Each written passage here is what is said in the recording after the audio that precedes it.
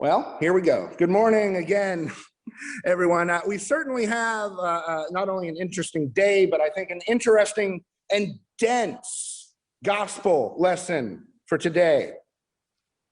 In fact, I was looking at the text again this morning, and to be honest, I'm thinking there are at least 5 or even maybe 6 or 7 sermons in here. Don't worry, though. I have plans today as well. So I'll try not to keep you too long. But before we dive in, I think that it would be good to lay just a little bit of groundwork, as this part of the lectionary actually leaves out something which isn't very rare, but it's something that I think is important if we're going to understand our lesson for today. You see, if we were to just kind of back up a couple of verses, we would hear Peter give what may quite possibly be the best answer that a student gave a teacher in the history of the world. I mean, he really knocked this one out of the park. Jesus asked Peter, "Who do you say that I am?" And Peter answers, "The Messiah, the Son of God." Home run. Great job, Peter. You get the gold star for the day. You are the gold star student. All right. Well, that catches us up to the events in our gospel lesson today. So here we are. It's not even a minute later. And gold star Peter over here is contradicting and rebuking his teacher. See, Jesus told them how he was to die, and Peter said, no, not you, Lord. You know, if we were to take just a moment to think about what it would look like for a student to contradict and rebuke their rabbi in first century Israel, it just didn't happen. That's something that's completely out of line. I mean, even today, it's still out of line. Bob's sitting over here, and I'm sure Bob could probably confirm this. I guess Peter let that gold star go to his head. Well, moving on, I think it's worth pointing out that when Jesus fires back at Peter with that classic comeback line, "Get behind me, Satan," we often kind of leave out a bit and therefore misinterpret what that means. You see, most times I think we only focus on the temptation part of that. And yes, temptation was definitely a part of what was going on.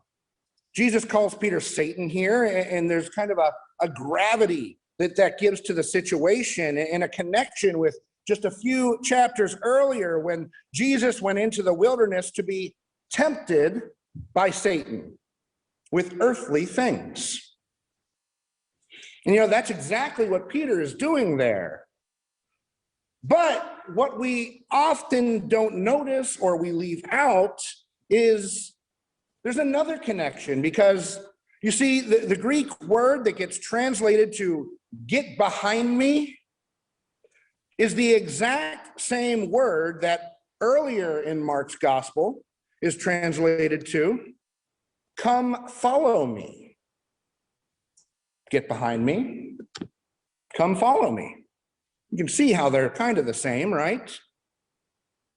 But I think it does us a bit of a disservice here. You know, I think so often we look at that as the harsh rebuke of temptation and insult, when actually Jesus is saying, hey, you're out of place. I'm the teacher, you're the student. So button up, get back where you belong, and follow me. And to his credit, well, Peter does. That gold star might be on the floor, but, well, at least Peter is back where he belongs. How often do we do that? Do we try to take the lead? Do we put earthly things in front of heavenly things? You know, I think if we're really paying attention here, all of this begs a question. And that is, what exactly are these heavenly things? I think we're all pretty much professionals at the earthly stuff. But what are heavenly things? I think that if we look, we'll see that heavenly things don't exactly follow earthly logic. The last shall be first. Turn the other cheek. Someone asks for your hat, give them your coat. Sell everything you own and give it to the poor, and then come follow me. Or, as we read in our gospel lesson today, if any want to become my followers, let them deny themselves and take up their cross and follow me. For those who want to save their life will lose it. And those who lose their life for my sake and for the sake of the gospel will save it. Now, if that doesn't sound like some backwards, upside down logic, I don't know what does. However, I think it's probably safe to say that many of us have found that that's the way to a fulfilling life. How many of us have learned throughout the years that it's better to give than to receive? How many of us have come to realize that when we serve someone, when we give of our time and our talent and our treasure, we so often feel that we have received so much more than we have given.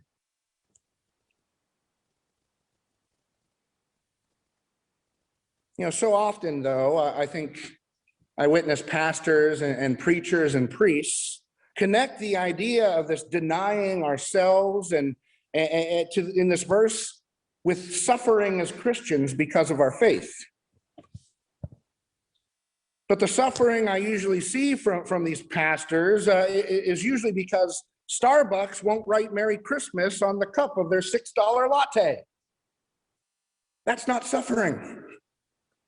Or maybe because someone doesn't want to be loving toward their neighbor as they're perceiving them to be breaking some sort of purity code and living in sin. But I think we would do well to remember just who exactly Jesus spent most of his time with here, eating and drinking and talking. And I'll give you a hint. It wasn't the purity code police. You see, Jesus isn't calling us to live in a self-made bubble and echo chamber of Christian purity. Jesus doesn't say that we will find our lives by losing them. He said that we will find our lives if we lose our lives for his sake and for the sake of the gospel. So again, that begs a question. There's always these questions, right? What does it mean to lose your life for the sake of Jesus and for the sake of the gospel? Well, I wouldn't be doing my job if I didn't tell you what I think it means. But like any good Episcopalian, I will tell you this is just a suggestion.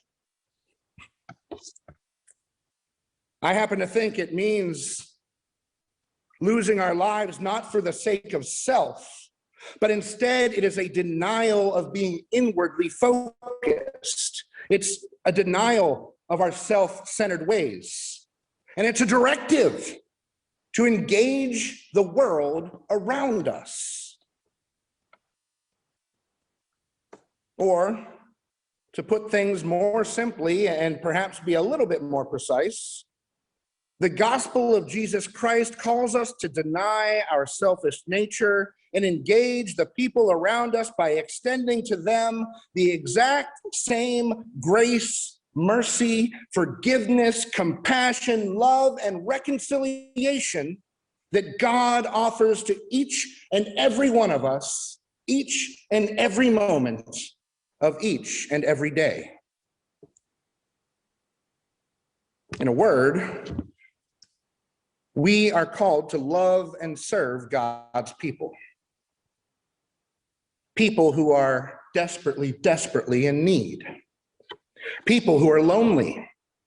People who have been beaten down by this world.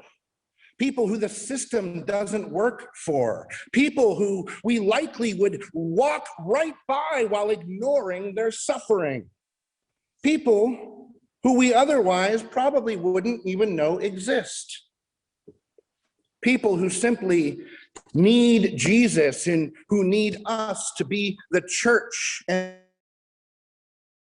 the world. No, the call to lose our lives isn't some call to find liberation, peace, and enlightenment through detachment from the world. The calling of Christ is to lose our lives, to be a radical love in this world, to reach out our arms in love to the hurting. You see, if we don't feed the hungry, if we don't welcome the stranger, if we refuse to meaningfully engage with the injustices in this world committed against people who are beloved children of God, while we instead preach a lukewarm, feel-good, isolationist gospel, a gospel that's really nothing more than a self-help book wrapped up in some Jesus-y language, well, we do that, then the church doesn't have a chance. You see, the church has become paralyzed by worrying so much about the people who might leave that we don't meaningfully engage the tough issues that would cause people to come and join us. But you see, that's not what the church is called to do. Because Jesus, you see, wasn't crucified for playing it safe.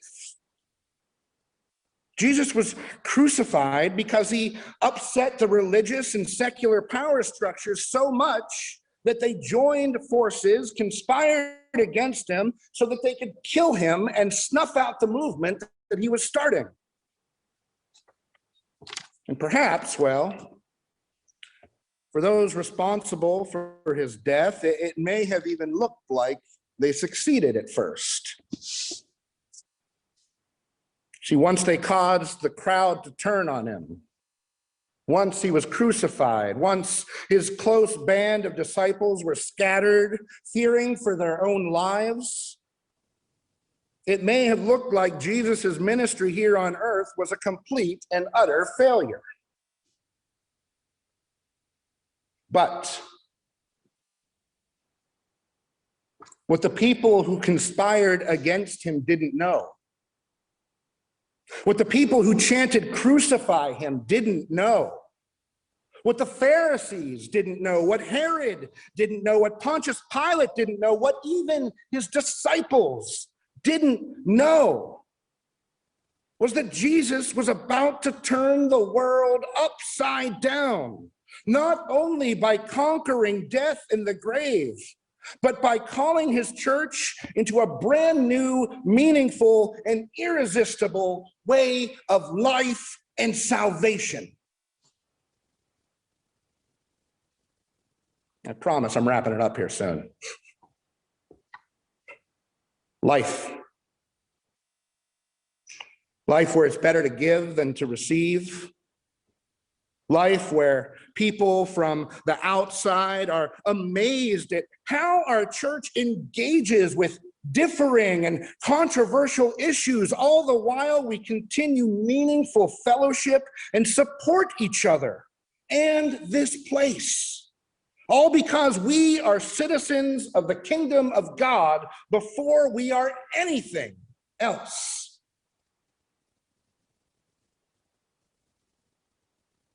You see, God is calling his church into revival. Dare we answer that call? Dare we choose to stop being Republicans and Democrats and start being the church that God has called us to be?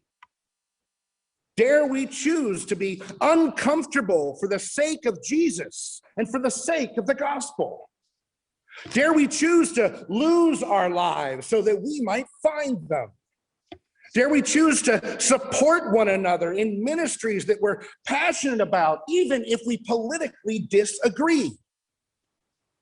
Because I'll tell you what, those hot button issues and those ministries, those things we like to avoid and not talk about, those are the things that people who are looking at the church want to see us working on.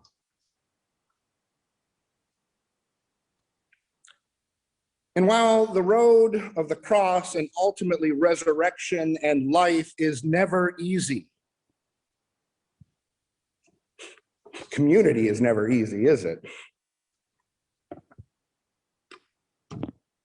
When we are mindful of the way of Jesus, when we let go of our obsession with self, health, and wealth, and when we reach out in love toward people we know and people we don't know, people whom we agree with and people who we don't. When we stand in solidarity among the marginalized, the disenfranchised, and the oppressed, so that we might amplify their voices and show the world that the love of God cannot be contained and the love of God cannot be constrained, that the love of God changes hearts and minds and lives. Well, if we can do all that, then God will breathe life into dry bones. God will breathe life into his church. And then we will truly have found our lives by losing for his sake and for the sake of the gospel. Amen.